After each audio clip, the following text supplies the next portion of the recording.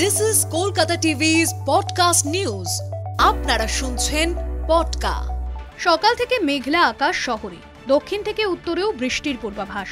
আমি ভাস্বতী, জানাবো বিস্তারিত। এক সপ্তাহের মাথায় শীত থেকে রীতিমতো গরম পেরিয়ে ঝোড়ো হাওয়ার সঙ্গে বৃষ্টি। আবহাওয়ার খামখেয়ালিপনার সঙ্গে তাল মিলাতে গিয়ে ঘাম ছুটে যাচ্ছে সাধারণ মানুষের। এরই মাঝে ফের ঝড় বৃষ্টির পূর্বাভাস দিল আবহাওয়া দফতর। আলিপুর আবহাওয়া দফতর সতর্ক করে জানিয়েছে, উত্তর এবং দক্ষিণবঙ্গে শিলাবৃষ্টি হতে চলেছে বৃহস্পতিবার। এদিন সকাল থেকে কলকাতা সহ একাধিক জেলায় মেঘলা আকাশ, বইছে হাওয়া। ইতিমধ্যেই দক্ষিণবঙ্গের বেশ কিছু জেলায় শুরু হয়েছে বৃষ্টি।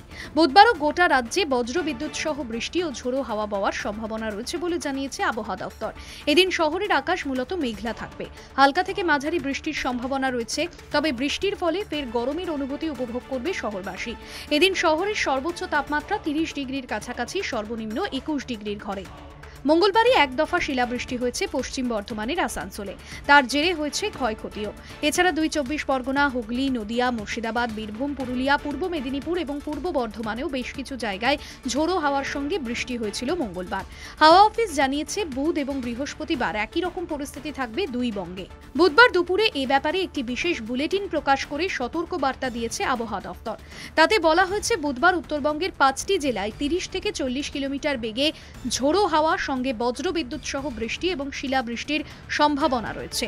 উত্তরের যে 5টি জেলায় বুধবার শিলাবৃষ্টির সতর্কতা জারি করা হয়েছে সেগুলি হলো দার্জিলিং, কালিম্পং, মালদহ, উত্তর এবং দক্ষিণ দিনাজপুর।